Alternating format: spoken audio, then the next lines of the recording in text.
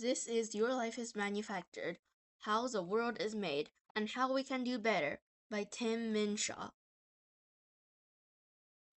First is the deconstruction of the script.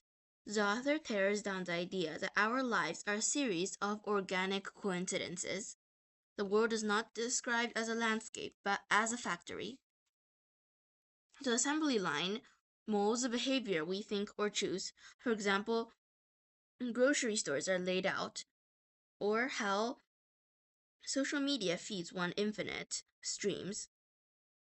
Physical and digital spaces are all designed to lead people to specific behaviors. They are active participants in your manufacturing. An access system relies on predictable units to remain predictable. Institutions cannot function with chaos. They require to fit in molds. We are told stories about success, happiness, and the good life. The author posits that these stories are manufactured to keep the economic engine running. Next is the international dissonance, is the friction of misaligned selves.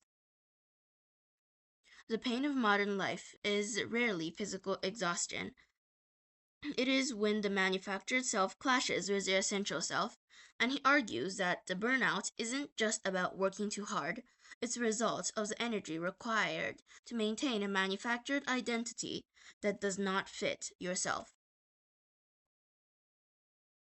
This is what I just said, energy drained by the friction of upholding a fake identity. Next, consumption is prescribed in a medication for scripted life. The factory created discomfort of a scripted life, then sells you temporarily the cure. This is just like social media, where everyone shows you their seemingly perfect lives, which makes you very jealous and makes them envy you. But by purchasing their objects and going to the places they go or consuming, you can have a temporary relief, but then it goes back again. That is how most companies and stuff make money. Social media industrialized envy to guarantee perpetual striving. That is almost what I just said. And by manufacturing constant perfect lives, it ensures you stay in a state of perpetual striving. And social media has industrialized envy, using people's envy, to make their own money, to make people look at their streams more. Next is a pivot from the extraction phase to the architectural phase. The author says this is the most proactive part, where the focus shifts from deconstructing a manufactured life to intentionally designing an autonomous one. Attention is the sole currency of the factory. Also, he states that by reclaiming where you look at and what you think about, you effectively stop the manufacturing process. That means if you don't do that, you can one day get out of the manufacturing. The autonomy begins with zero utility choices. You cannot get out of a manufactured life overnight. Instead, the author is saying that you should do it little by little by making choices that have zero external utility or status value. Operating systems, manufactured vs. autonomous. The scripted life, attention harvested, but in the autonomous life, attention is reclaimed. In the scripted life, it's a predictable achievement that, like, everyone wants and is very normal. But in the autonomous life, it's essential alignment.